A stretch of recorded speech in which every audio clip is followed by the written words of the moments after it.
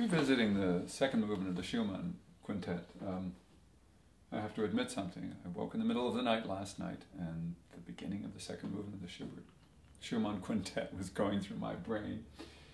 And like all earworms, especially at that time of night, it didn't want to let go. But unfortunately, it didn't work its way through the whole movement. It just kept circling and circling and circling. It's a little like practicing, I guess, but the piano starts with the introduction. The strings. So I don't want to practice that a lot, and I have practiced the faster part, but I do want to just do some spot checks later on.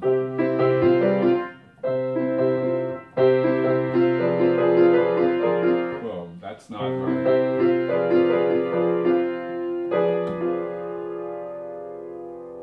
I'll tell you why that confused me. Because either the editor or Schumann or someone was being a little too helpful. The key changes from 3 flats to no flats, no sharps. So there's a courtesy on the E here to show that it's an E that I can see. Then there's this diminished chord, and there's an A flat indicated as it should be, and a courtesy B natural written. And the next measure, the courtesy accidental, is gone. So it looks dramatically different, as if I should play something like that. My ear, of course, cringed and said, what's going on here? But the helpfulness, the extreme helpfulness of the score really misled me. And so this is for those of you out there who are scoring things. Sometimes too much courtesy gets in the way in this case. But now I've told myself what I should have known anyway, that the diminished chord just sits there.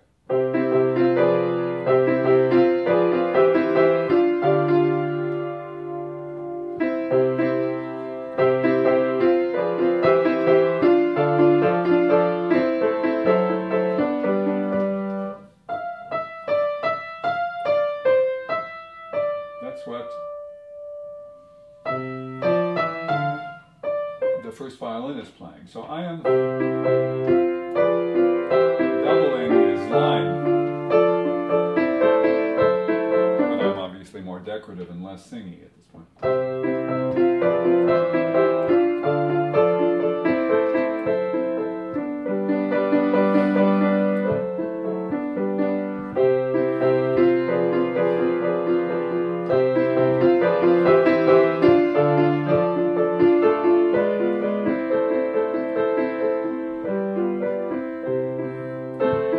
I should point out that I've certainly had this experience, and many people have, that if you underestimate something as simple as that, in other words, if you go to a concert or go to rehearsals, and if you haven't examined some of it, there are surprises that can lurk in the background, and it's just worth it to develop an affinity for how that feels, even if it's just a once through.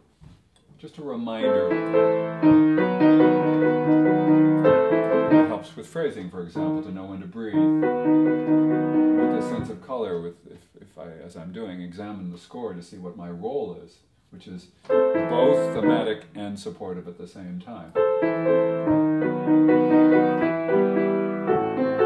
And little details, which is, places where Schumann is nice, where he stops the figuration of the left after rehearsal 3 or C. 5 measures. The left hand has 1 note fewer. So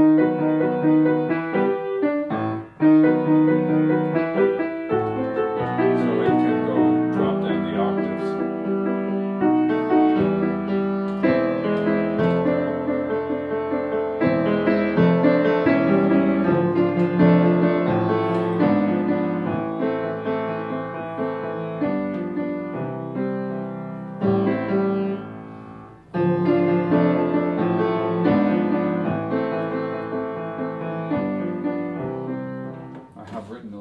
Says top of page, very poor P,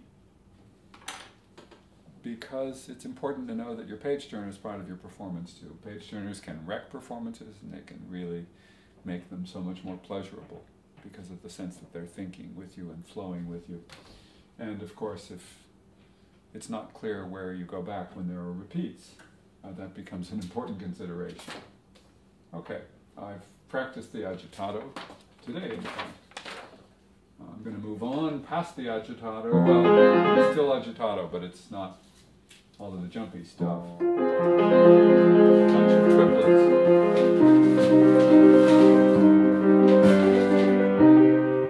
I'm getting suckered into playing Alberti-like figures instead of straight-up figures.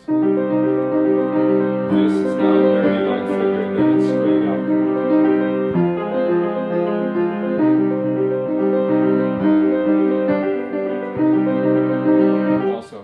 When it's the Alberti-like figure, interestingly enough, it's 3 against 2, then it becomes 3s against 3s.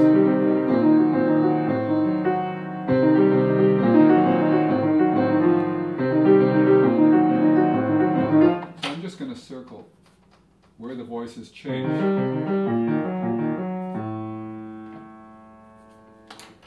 Because if I see immediately to get ready for a change, I'm more likely to do it. Otherwise, I could get suckered into complacency. Change, yes.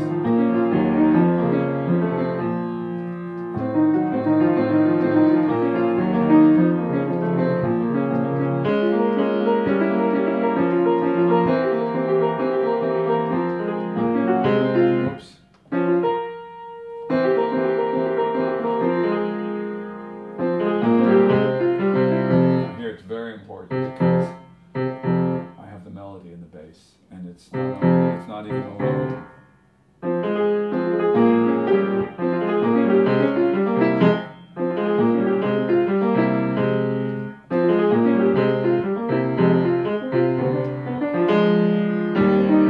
And it's written, I mean, the way it's hidden in the scoring makes it very difficult to interact with. So I have to make sure that I'm not interacting negatively, but rather with a sense of delight in sharing that theme. It's not a delightful theme, that's not my point.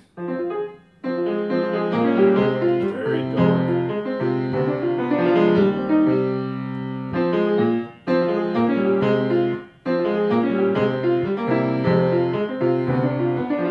Okay, there's a shift to the right-hand thumb note for the melody.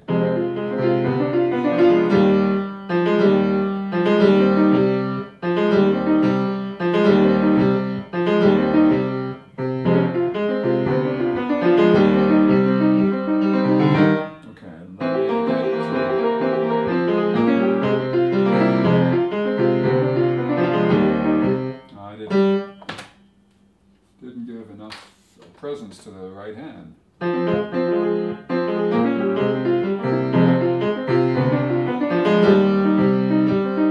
right, let's do it again.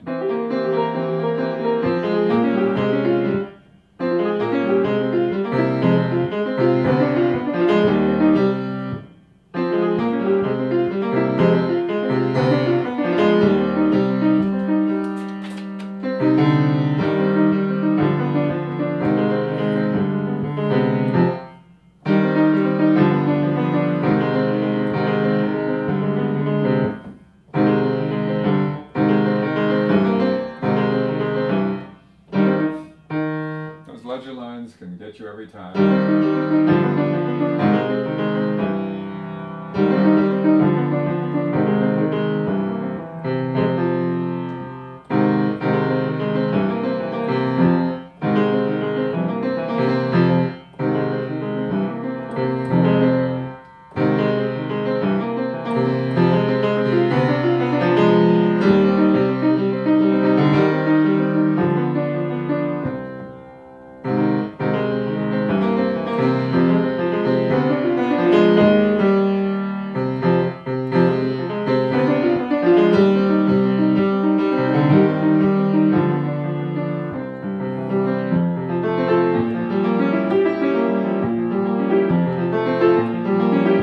Testing mode, because you may recall, or may not, that I've divided, redivided, undivided, and redivided this passage. And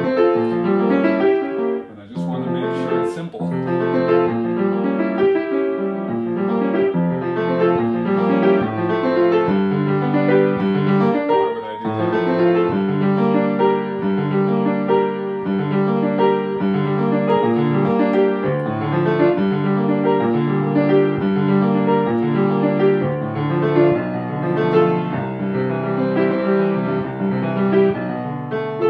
So when I put in 2, it's because I don't want to have to span more than an octave in my right hand. So it's 3 and 4 in the left and 2 in the right. Whereas the default is 3 plus 3.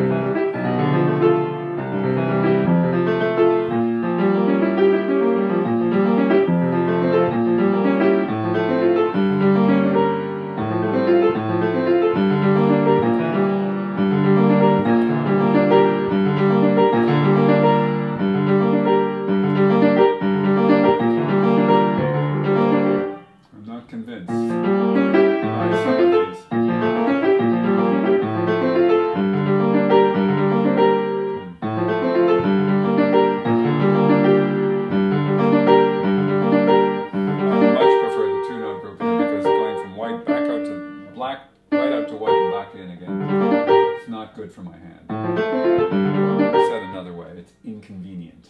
It's more complicated than it's worth physically. So.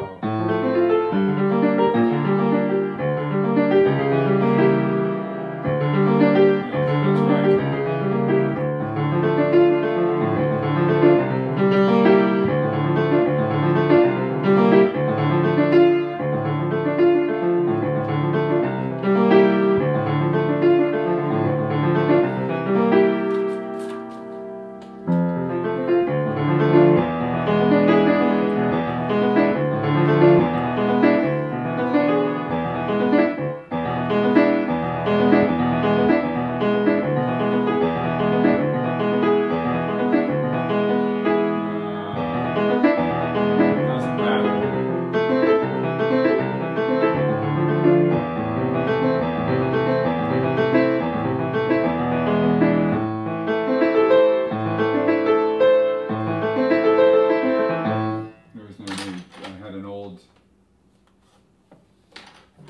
It's 4 plus 2. This one doesn't need it.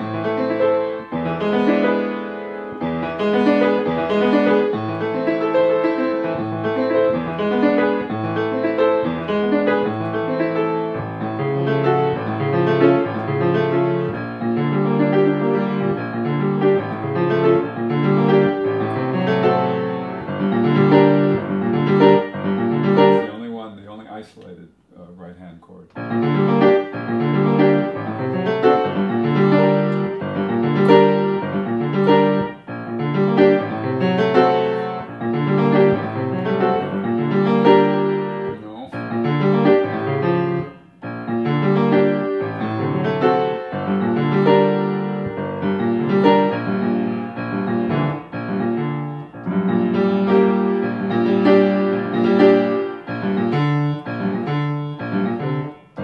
One of the few